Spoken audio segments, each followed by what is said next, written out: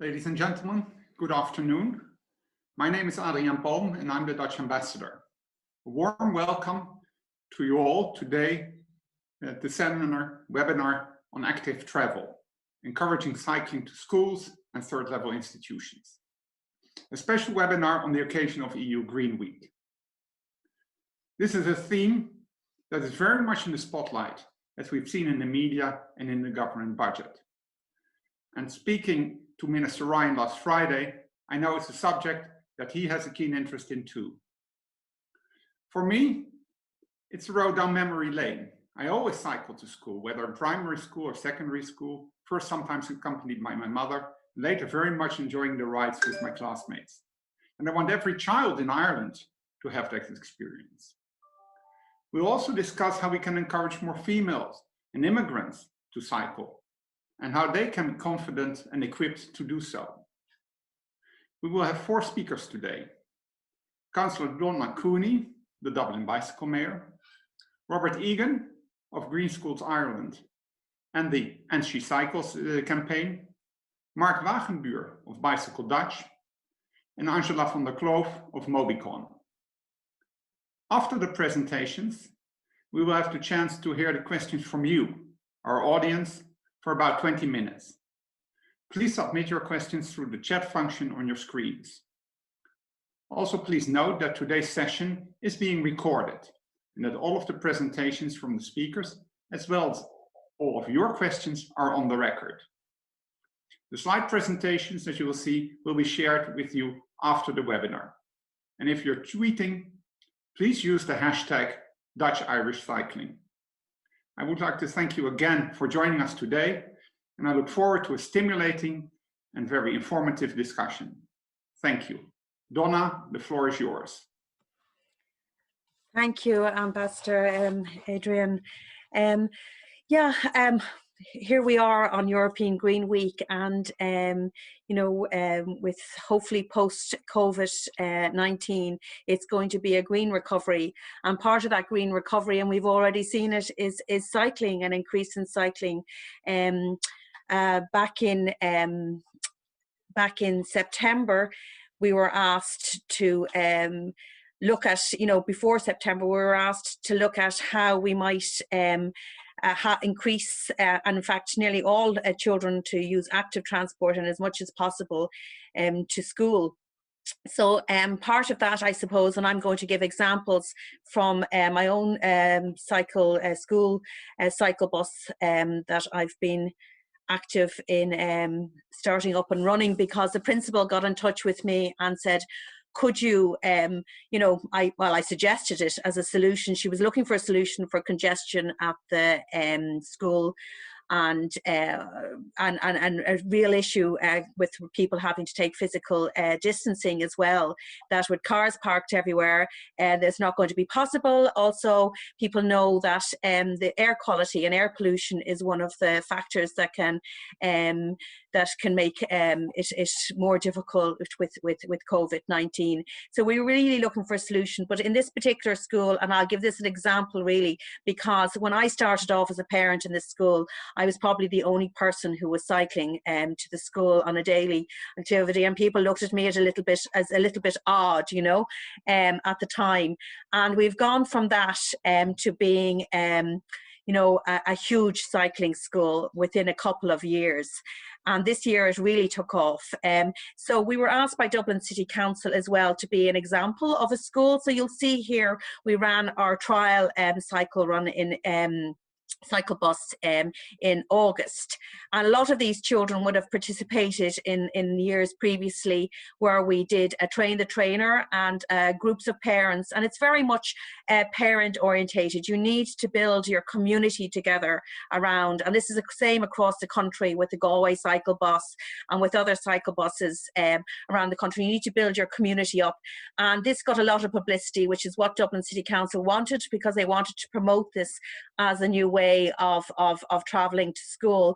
And they came out with us that day with the engineers and the COVID mobility team, with Antonia Martin and a couple of the people from the Dublin City Council with mobility team to look at how they could make our routes safer to school, increasing facing at the lighting, looking at various ways to make it safer for us. So there's Antonia there to the left, and myself and some of the cyclists school. The thing about a school cycling bus is you're going at a slow, steady pace, and children are learning their confidence on the road as well. So you have the youngest up the front, so you have your junior, senior infants from age 4 up the front, and your stronger cyclists down the back. You have somebody in the front, and you have the parents who go along the side and act as a barrier and a protection for the children. So we have darker mornings at the moment as well, and then we have, you know, other things. So that's another bit of coverage. So that was another article then later by the other one was Olivia Kelly, and then this was Roisin Ingle, who wrote a lovely article about it wasn't a competition between cars and bicycles, you know. So it's about cycling and more people cycling and more children cycling, and effectively you get more women cycling because a lot of women are bringing their children to school, and Dublin City Council have even set up a training program for women who haven't cycled since their children or never cycled. It's up in East Wall at the moment, running as a pilot, where they're teaching women to cycle and give them confidence cycling out on the road. So we applied then, Green Schools are working with the NTA and with the local authorities in terms of providing parking for bicycles. We have up to 128 bicycle parks in Green Lane School, so that gives an example.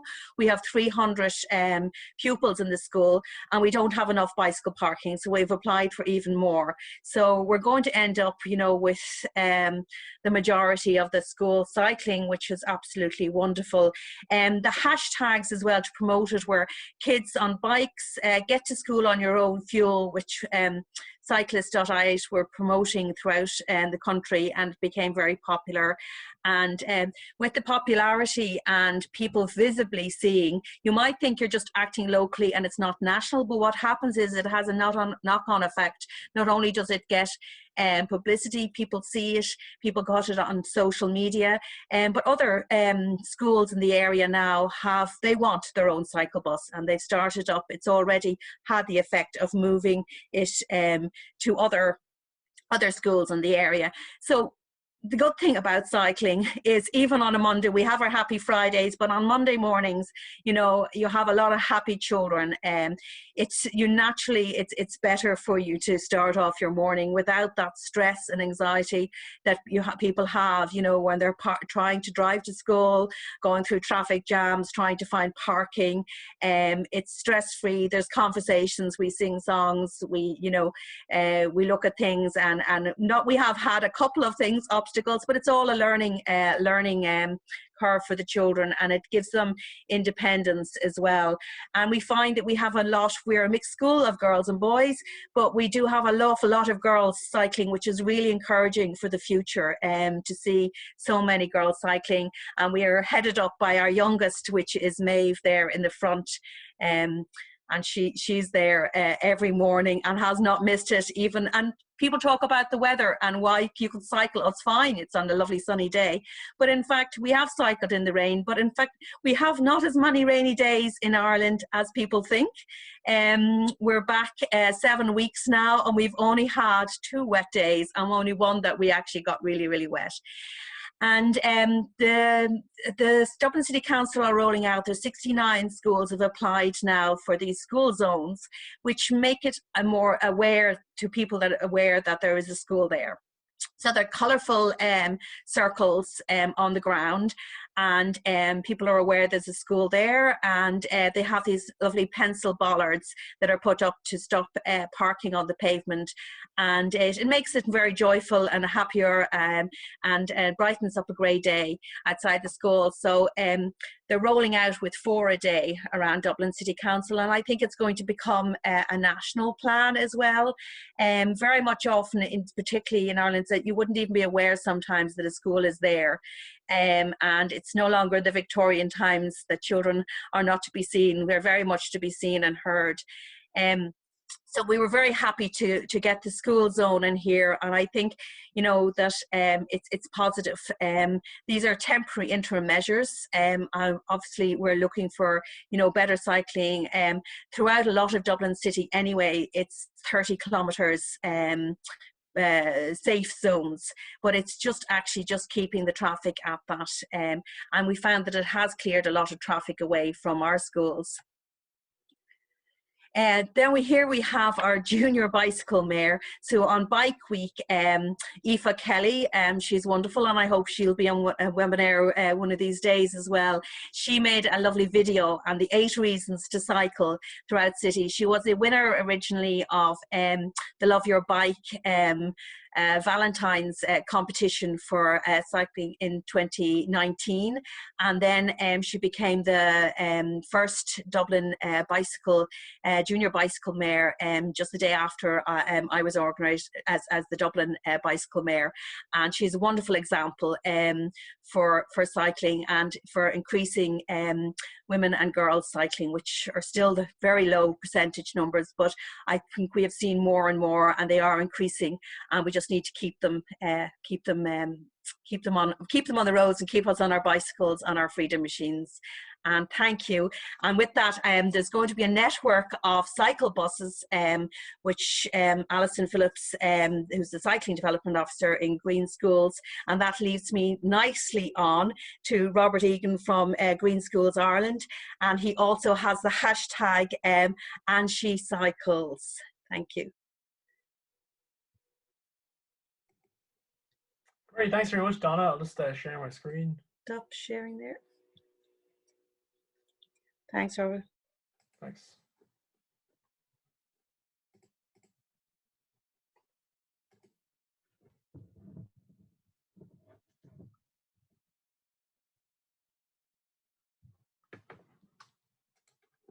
Great. So thanks very much for having me. My name is Robert Egan. I'm the Secondary School Development Officer with Green Schools Travel.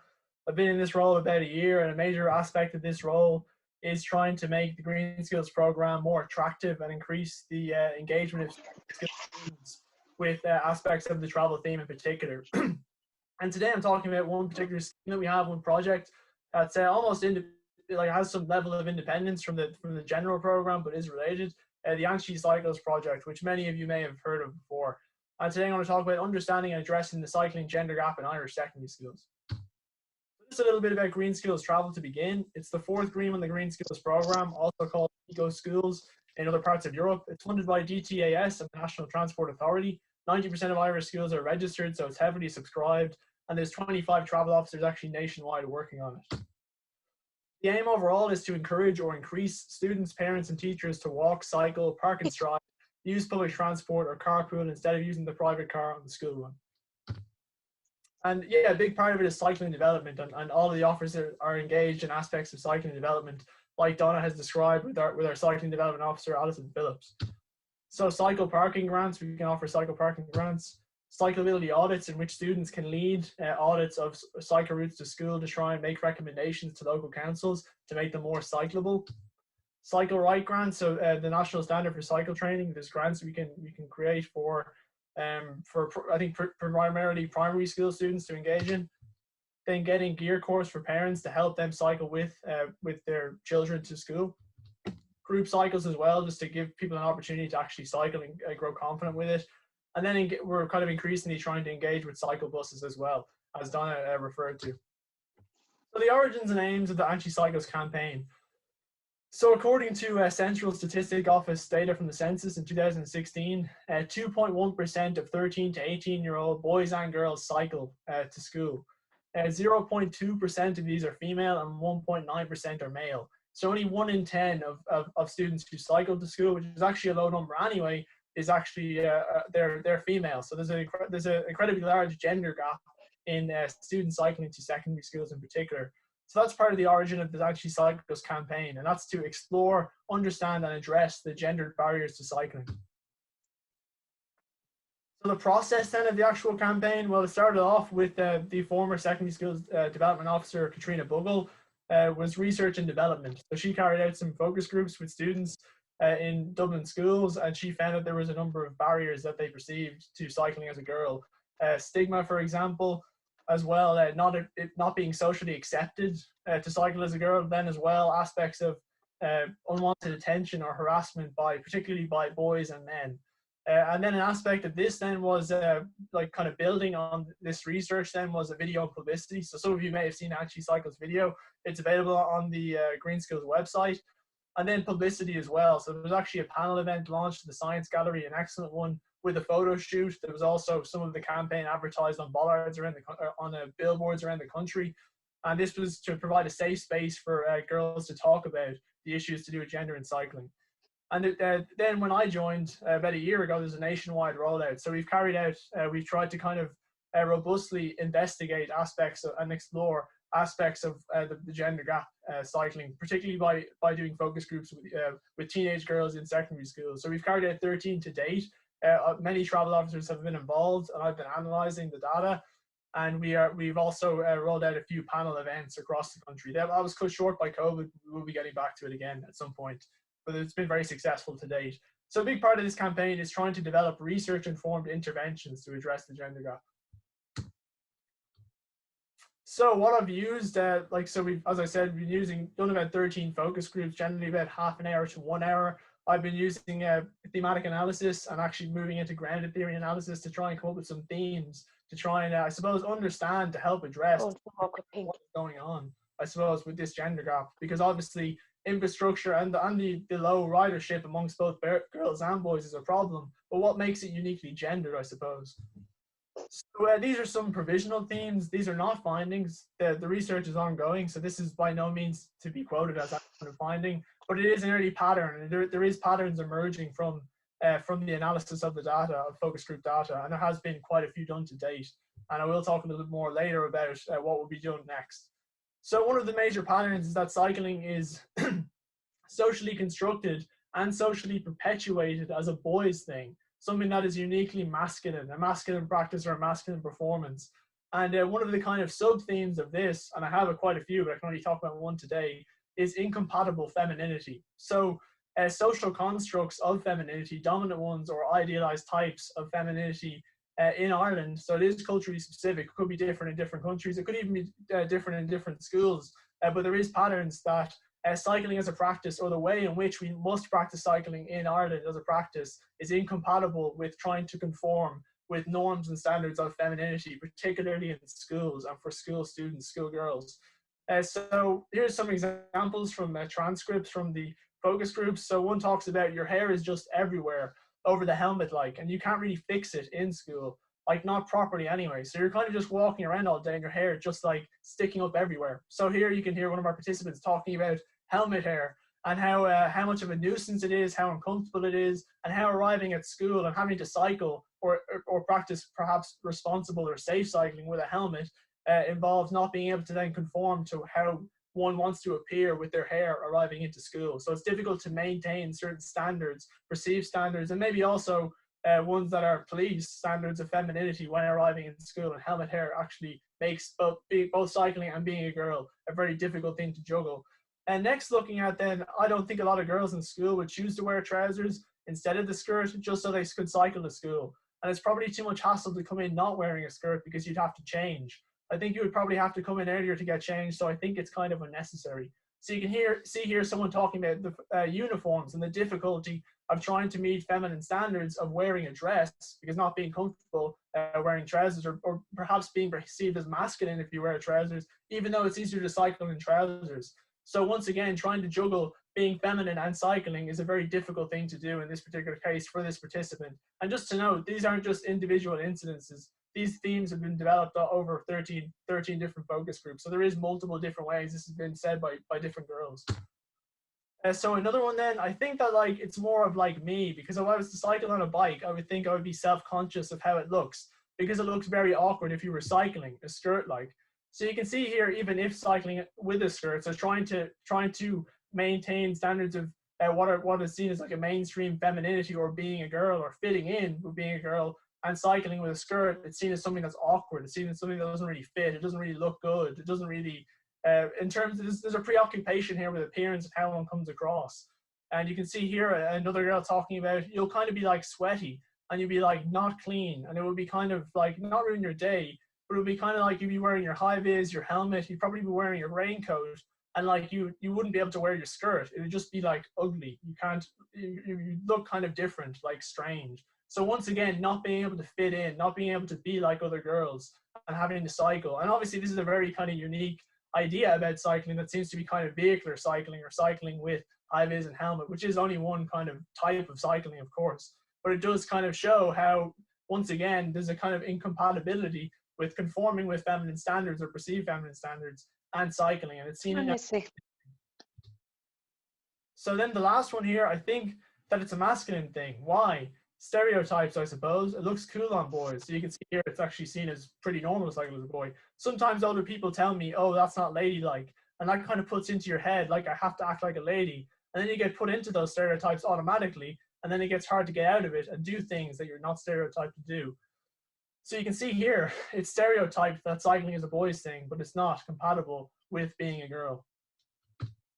So some next steps, we're going to be doing online focus groups with boys as well, trying to see what kind of the interactions are like there, and how we can improve them, and how we can, I suppose, avail of boys and girls working together to try and make cycling more of an inclusive thing in secondary schools.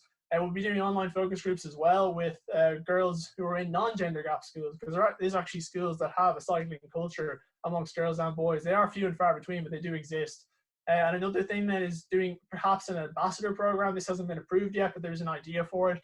And this will be trying to tackle social definitions of cycling as heavily gendered as a boy or a boys thing, and trying to open it up to other possibilities.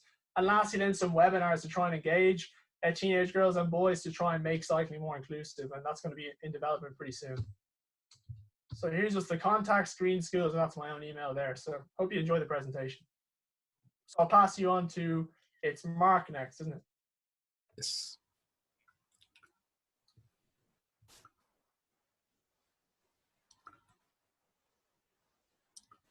Okay, let me try. Yes, I can try to share my screen now. Oops.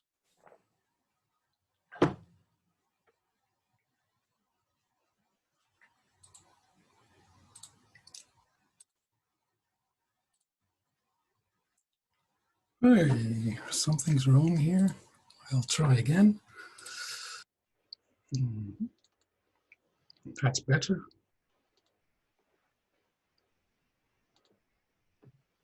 Everybody sees my screen now?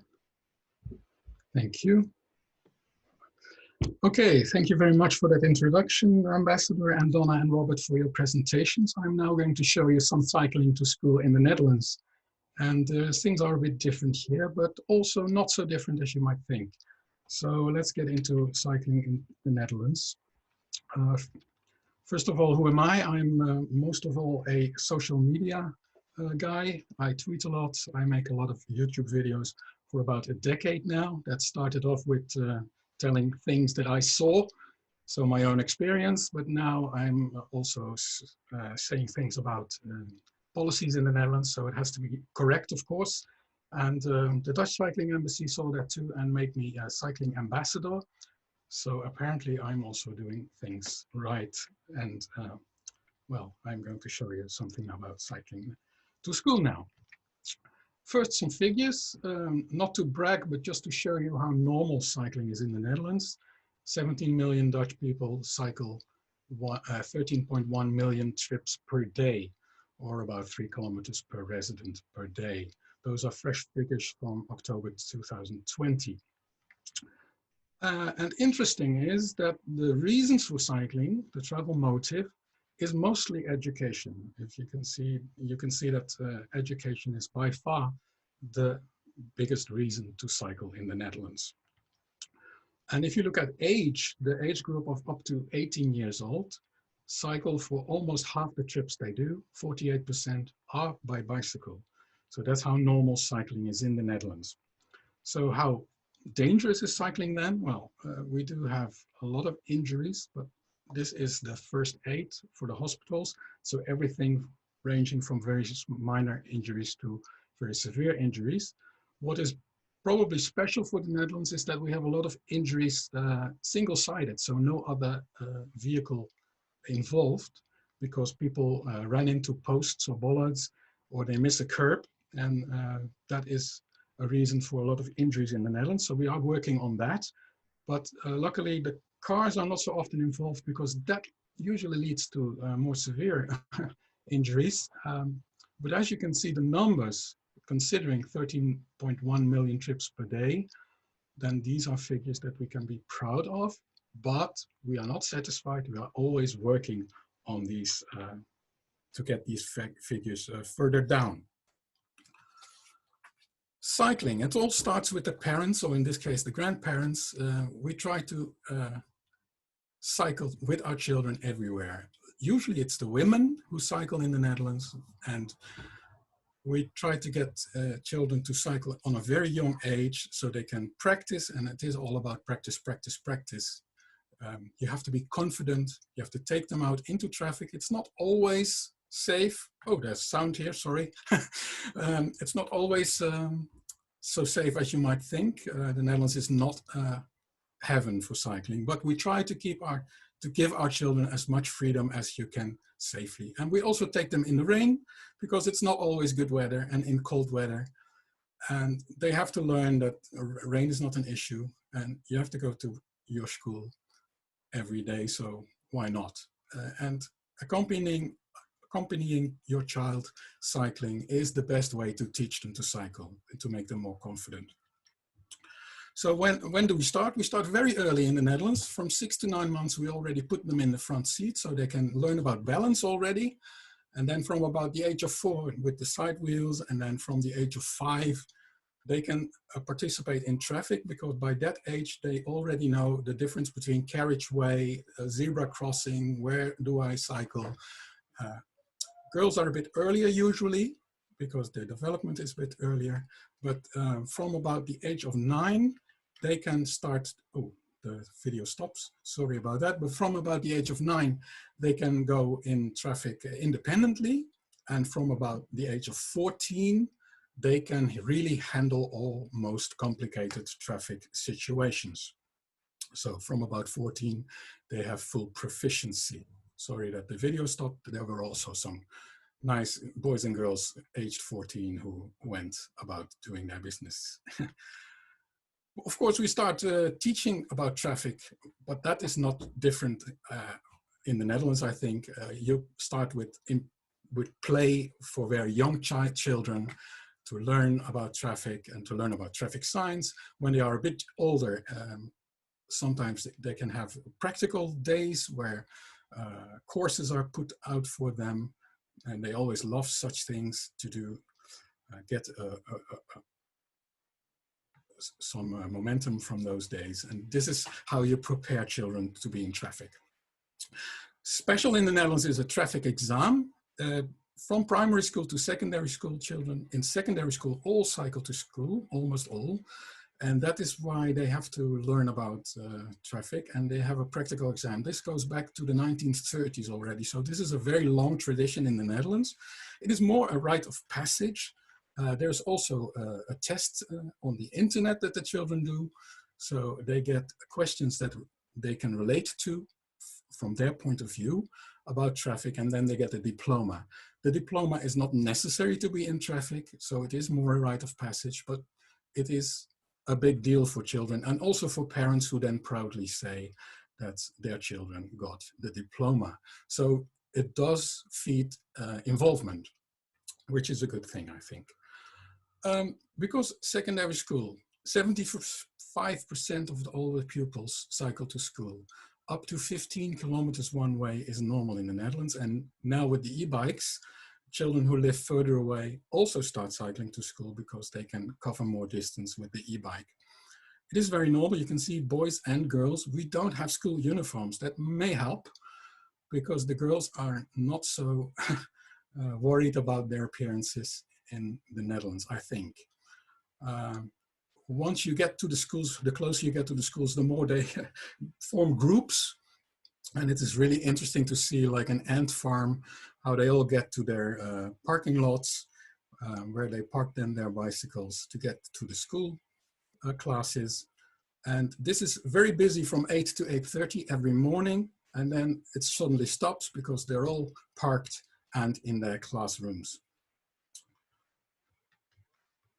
But we have challenges too in the Netherlands. That's why I said there may be some not so big differences too. Primary school children are taken to school by car by parents. It was 1 in 4 in the year 2000, and it is increased by 5% to almost 1 in 3 now, which is worrying some of us. And this is the reason that you often hear, of course, which is a downward spiral. When more parents start bringing their children to school, it starts getting more busy and more children starts to be driven to school. And this is not the way you want to go, of course. So this is also a problem in the Netherlands because walking to school decreased over the last 20 years by about 4%. So we have to look at what we can do about it too. And well, it's not just safety. Parents also say, I have more children. How can I logistically organize getting children to school? I have to be at work in time. I have 3 children. How do I do this? The weather, the distance, all those factors. You hear all those factors at your end of the North Sea as well, of course. So luckily we have someone who did this investigation, and you see this is apparently a chart that is used in psychology, and you can also use it to map the factors of why people choose to travel in a certain way. And what is interesting, I think, is that you do indeed see that how brothers and sisters, the household composition, and the employment situation for a parent can influence this decision. Also, the travel behavior of parents, if they always go by car, the child is less likely to go cycling. You can also see that some of these factors are very difficult to control. Weather conditions are not controllable. Urban density is, of course, something you could control, but over a very long period of time. You can flip buttons here, switches here. Infrastructure quality, of course. Angela will talk about that later. Also, that children who know other children to cycle together to school, that really helps. But what you see most of all through this all is the safety perception arrow of the parents. That is the most important thing. It can even be safe, but if the parents do not perceive it as safe, that you still have a problem. So these are all factors that you can try to influence. What is interesting that there are some missing, but this is a Dutch chart maybe. Access to bikes in personal, I would also add that, and the ability to cycle at all. Some children cannot cycle, have never learned to cycle, and we don't even put that in this chart. But at least it is a start. You can try to see where you can change things here. So the recommendations from this investigation that is from last year are that you can advise parents about school run logistics, so you can help them maybe connect with other parents to take their children together. You can improve the traffic situation and safety, which is an obvious choice, of course, but not so easy usually. You can sometimes start with around schools, which is easier. You can bring children into contact with each other. It's always good when they have a social, when the cohesion is big, children cycling together, then parents are more likely to let them cycle. You can work on the fun part of getting to school. Rewarding children helps. Putting a scoreboard in the class helps. Giving them stickers, putting up flags and everything. You see a lot of programs to get children to cycle more work in that way. And of course, it is always good for authorities when they build new urban developments and new neighborhoods, that they do give attention to the urban density and that they do take into account that people may want to cycle to school. Some concrete measures to stop. You can implement parking restrictions around the school run. Of course, you already do that. I saw the school zones. We also can do other things. This is a very concrete measure of a school in my hometown. This is the school area, and the school entrance was on the low intensity street. But when you get the school run, then this street, although low intensity, does become very busy. If you look at the right hand side of the school, there you see a main road with red cycleways. And the school contacted the local authorities and said, can we do something about this maybe? And if you look at the bottom of the school, and this is what they did. They made an extra cycleway from the local cycle network that already existed to the school, which makes it possible for children who arrive by bike with their parents or alone to enter the school and the schoolyard independently from where the people who bring their children by car. So this is interesting to do. You have to be very creative sometimes, and then you can reach very good results. Like I said, you are working with school zones. We have now discovered the school street, the Schoolstraat, school street. This is also a very old concept already in other countries. I read that in Italy, they already had it in 1989. Belgium has done it since 2012. We are just starting in the Netherlands, so we're not always ahead of the pack. We have a problem in the Netherlands that you cannot build school streets everywhere because you need a certified traffic warden to supervise this. Otherwise, the normal traffic rules do still apply in the street that is supposedly closed, and that's not what you want, of course. So these are a few of the concrete measures. And I hope I have given you some pointers of what we do in the Netherlands, and may it lead to schoolyards that fill up like this in Ireland too. And with that, I would like to give the floor to Angela van der Kloof, who is going to talk a little bit more about the gender again. Thank you very much.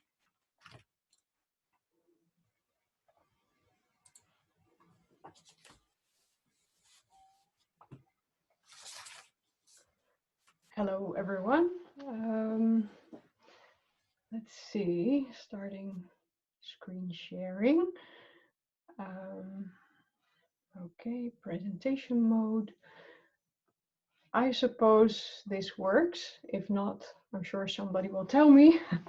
So good afternoon, everyone, and thank you for the invitation to speak about a topic that I'm quite passionate about, the relationship between gender and cycling.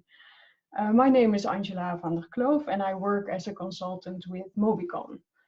Mobicon is a consultancy focused on mobility advice, and we help the world be less dependent on the car.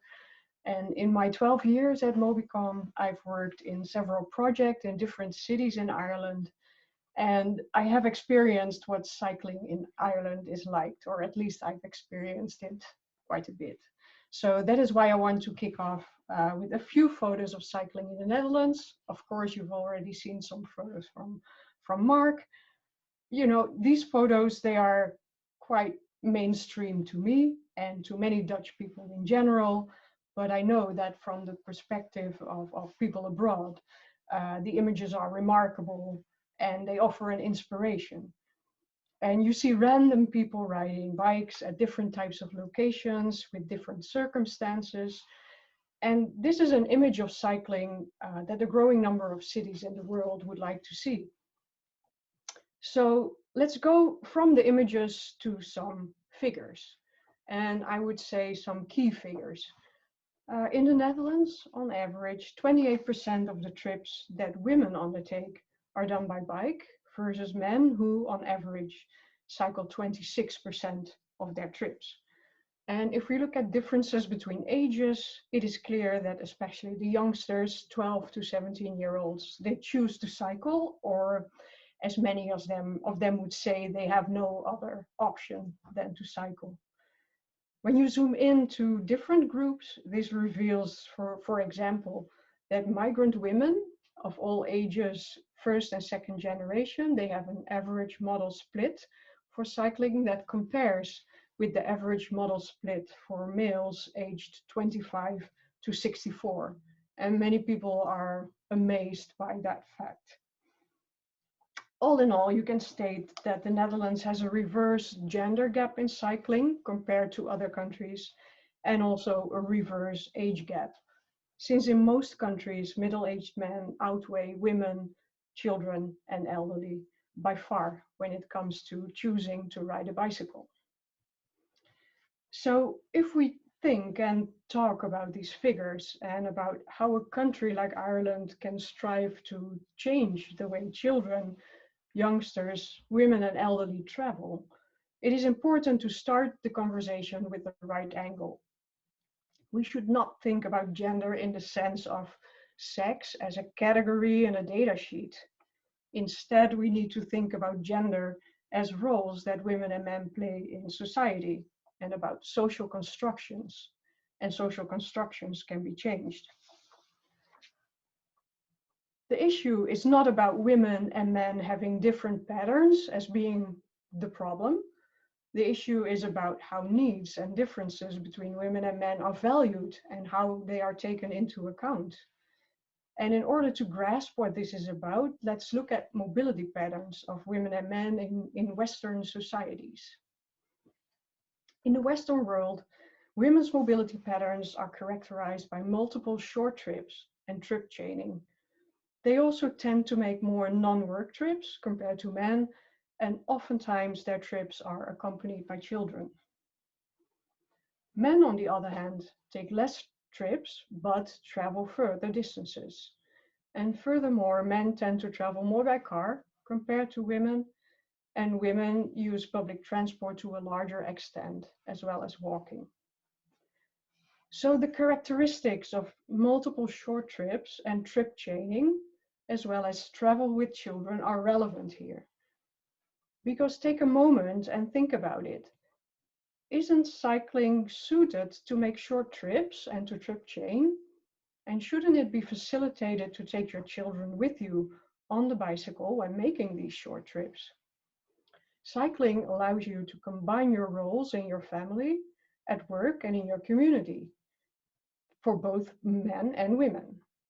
It offers flexible, low-cost transportation, and this is relevant since it is still the case that women earn less compared to men. And if you can save on road tax, insurance, and gasoline, there is more left that you can spend for your family or for your own expenses. So what is needed to unlock that cycling potential? In order to get children and youngsters on bikes, it is needed to get women on bikes, since they are the ones who chauffeur children around. And women's needs, in short, of course, we can have many webinars about this, but I want to try to keep it short. What women's needs are, they are safe and secure streets, also in the evenings and also in more deserted locations. So there needs to be an awareness of traffic safety, but also about harassment in the street. A positive image for urban cycling is needed, and Robert has already shared a lot of ideas around cycling for women, and then this is very relevant in many countries in the world. Cycling should also be hassle-free to take children along, so we need child seats, we need panniers, we need trailers, and we need the infrastructure that facilitates it. We also need proximity, so spatial planning policies can contribute to making more trips, like trips to school and to shops, within reach for cycling. And then there should be space also to practice cycling in the streets. So children who do not yet have a lot of experience should be able to be taken by their parents, and you shouldn't be afraid to lose your life when doing so. In order to get there, gender-aware cycling planning is needed. This means things like women in committees and research on women's needs, but even more so, giving these needs of women a true value and to seriously take them into account. And what kind of things are we talking about then? For example, in cycle network planning. When choosing routes, look for routes where there are what we in the Netherlands call where there are eyes on the street. You can also call it public surveillance, as Robert suggested earlier to me. You need sufficient lighting, and you need maybe simple things like removing bushes where women don't feel comfortable.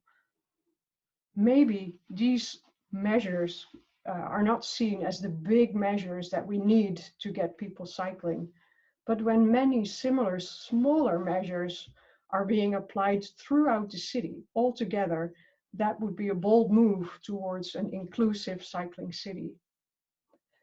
And so my last slide is on the one hand a shout out to all the people in Ireland, like Donna and Robert and many others who are already working on the topics that I've mentioned.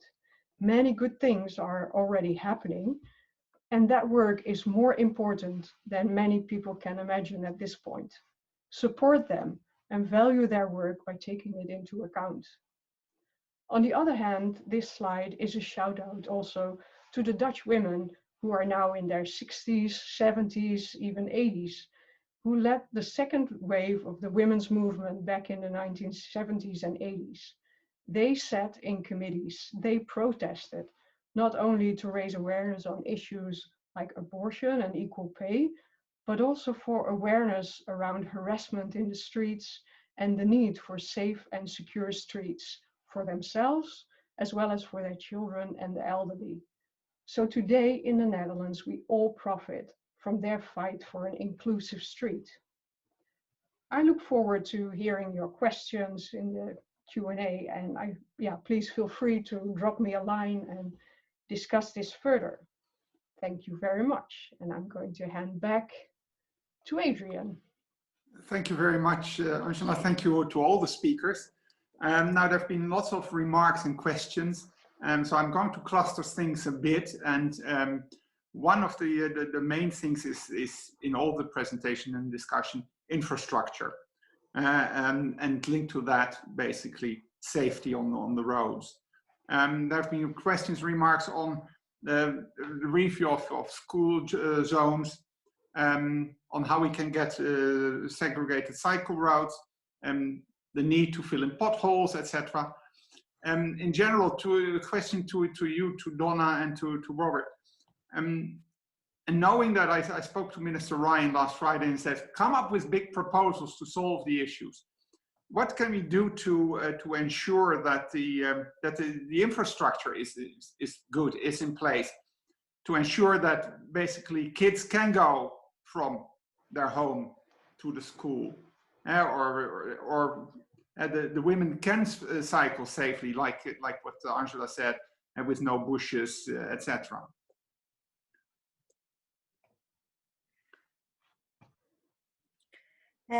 Well, first of all, I think we have the funding now, which thankfully, but what we need to do is we need to map up those routes, and people need to actually, request that it's provided.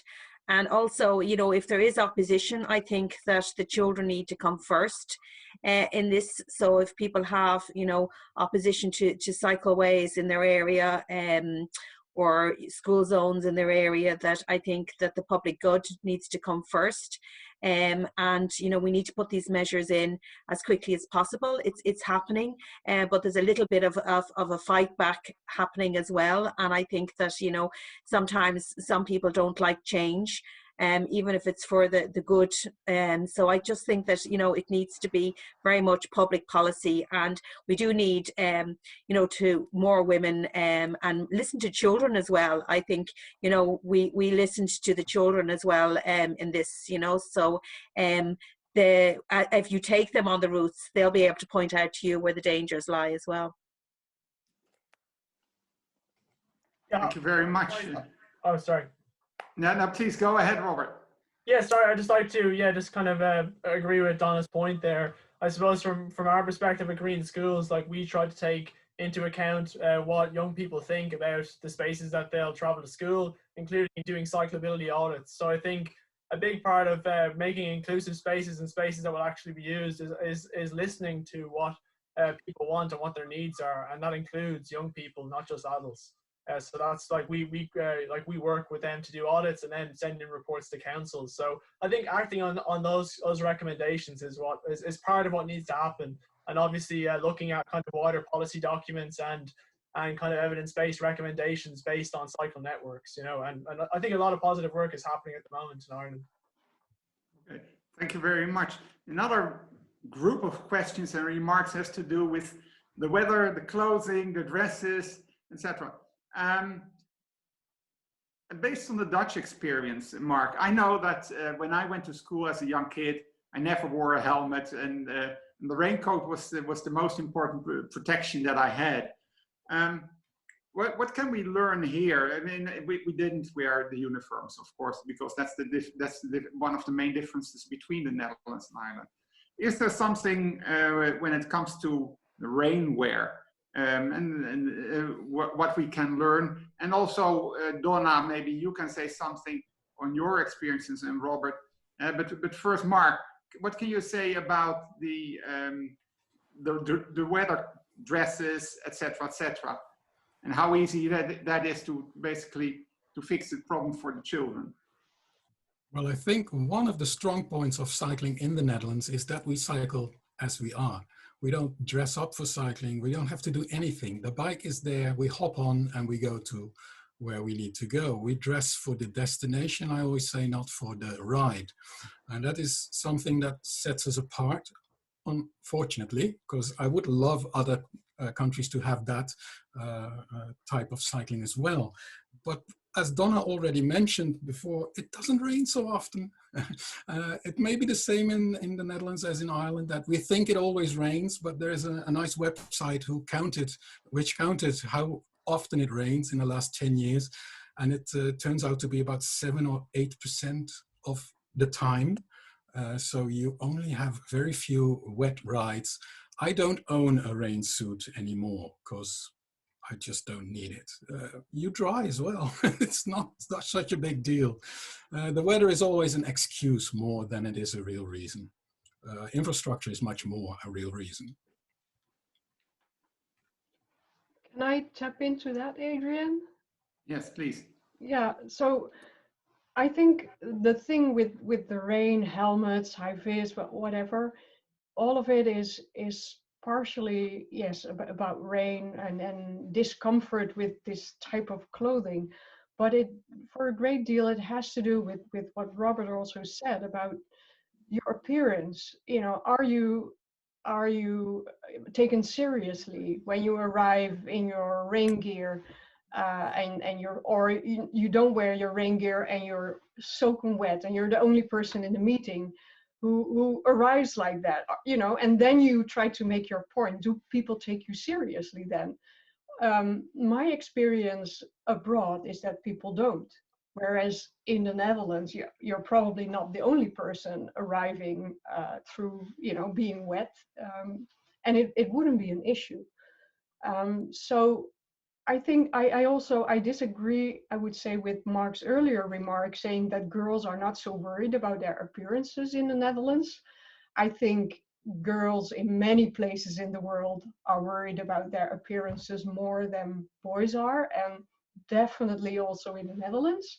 But it's just that cycling is more accepted and wearing trousers is more accepted. So you're not so much of an outsider when you behave like that as a girl. It is much more easy to be a cyclist when you're a girl in the Netherlands.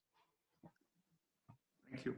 Good point. Yeah, I think you should I encourage wearing exactly what you like when you cycle, and I think there are more and more women doing that, and definitely the young women and girls, you know, that are beginning to cycle are just wearing the clothes they like. They're decorating their bicycles, and it's becoming like a fashion accessory. I think it's becoming more cool to be on your bike now, and I think the more we have role models like that, the better. When we did discuss rain gear, because we were concerned there was a few weather warnings on the way, and we discussed that. We invested in some rain gear so that it wasn't an excuse, but really I've only had to wear it, you know, twice, and only really was needed once. But the school have put in an outhouse where, you know, where it can dry all your wet gear and leave your things if needed. But we just need to make sure that those facilities they're put in, and it can be fun, you know, splashing. But the only thing is puddles and deep potholes, and Dublin City Council have have filled in. That's infrastructures, and those potholes are nearly always on the cycleways at the side of the road. So and if they do any road works, it's always at the side of the road or the pavements that they do them. So I think we need to be conscious of that, because it's not fun, you know, going into a deep puddle as an adult, but as a child, you know, you're halfway in those puddles, you know, it's your full, you know, your full wheel is nearly in, so for a young child. So I think we need to repair these things straight away. Thank you very much. Now, Robert, you mentioned focus groups, among other things. It's all about children here in this, because later we'll discuss the issue of women. How can we get the kids involved in the consultations? How can we get them into, what about the online focus group? How can we, one of the other issues that was raised was the identity issue of girls and etc. How can we get everybody on board there and say, okay, now I feel included and now feel like able to change and to accept going by bike? Yeah, I guess again, this kind of relates to some extent to the, you know, the discussions about rainwear and all, is that mobility and cycling it's, you know, it's these kinds of things like being concerned about femininity and appearance, and then as well like gender policing, for example, by boys if appearing in a certain way.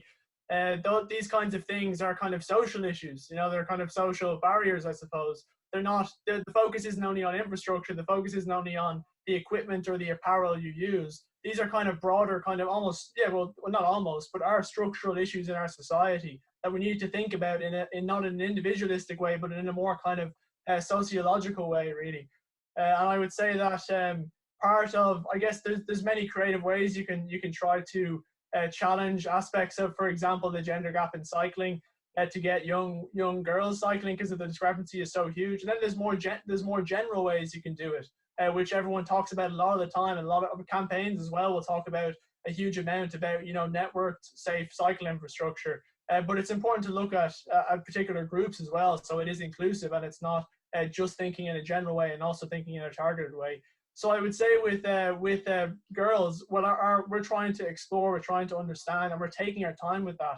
We're trying to do it in a methodologically sound and robust way, and that from that kind of stepping point, then moving forward. So I guess how we're including is we're actually genuinely listening. We're trying to listen carefully. We're trying to analyze carefully. And we're trying to come up with solutions in a way that is robust and that is evidence based, or at least research based. And there's many creative ways you can act on them, and there's many different ways you can analyze things. But it's important that we take not just an intuitive approach, but a way that's actually robust and that's actually informed. So I would say that's the way we try and do things with our audits, and that's the way we're trying to do things with this campaign as well. Okay. And a question to both you, Mark, and to Robert, and to Donna, and maybe that Mark can say something on that from Dutch perspective. What are the obstacles for school buses? Why is it sometimes difficult to get there? Is it just the issue also of infrastructure, of safety, that people say it's not safe enough for my kids to do it, or is it something where also, for example, the travel exams that we had in the Netherlands, and I remember very well. For me, that was one of the big highlights, because as a 10 or 11-year-old, I got a diploma. And how often do you get a diploma as a kid? Well, sorry, I suppose it just in terms, I'm afraid I have to go and chair another meeting on housing now, but just Dublin City Council are bringing back, we did used to have a traffic school, and we've none anymore, but they're going to bring one back, which I think will be good. But, you know, I think children want to cycle to school. I don't think it's the parents really that you need to work with to get out there and encourage them and come with the children. So I think once you have a cohort and once you have a group, they all want to join in because they see that it's a fun and it's a good way to go. They're with their friends, they arrive with their friends, and it's good fun and it gives them independence then. So I don't think children participation is the issue. I think that you know, and in terms of road safety, I think, you know, we can do something about just bring them out like you do in the Netherlands. Take them out with you from a young age, and teach them confidence and teach them skills. And then what we did in our local thing, which is a real good pilot, is we got in touch with the Residents Association, who put out on their website asking everybody to be cautious and to watch out for us, that children would be cycling, that there would be large groups of children cycling. We have 3 routes, with the green, the purple and the yellow route, that there'd be large groups of children cycling. And, you know, and we've had a lot of goodwill from the community because of that, you know. So you know, there's nothing better, nothing that makes people happier than but to see a group of children on bicycles. You know, it's just it's a joyful thing to see. Okay. I can only second that. And one of the recommendations in the Dutch investigation that I showed is also let's connect children together, make them cycle together. A, they like it, and B, the parents are more secure when they know that their child is with another child, at least one, or preferably a whole group. It's the social safety that is then also better. So yes, do cycle together to school as much as possible. Okay, thank you very much. Now, looking at the time, I know there's many more questions. We didn't get really into the issue of questions on how to get the girls to school more, and how we can impress decision makers on the consequences of poor planning decisions for girls, for women. But that's something that maybe we can address in another event. I know that as I said, the minister is very much interested in cycling. I know that with the coming implementation of the climate action plan, there for sure will be discussions on cycling and how to promote cycling. As I said, he wants a big budget proposal, so I think there's enough homework for us all to do in the months ahead on cycling. And with that, I would like to thank you all for participating in the discussions. I would like to thank especially our four presenters, Donna, Robert, Mark, and Angela. And of course, I would like to thank the Dutch Cycling Embassy for organizing this webinar. Everything, as said, will be, the slides will be shared with you, and the presentations and the discussions will be online later on YouTube. Thank you very much, and I wish you all very healthy and good afternoon. Thank you. Bye. Thank you. Thank you so much. Lovely to see everybody.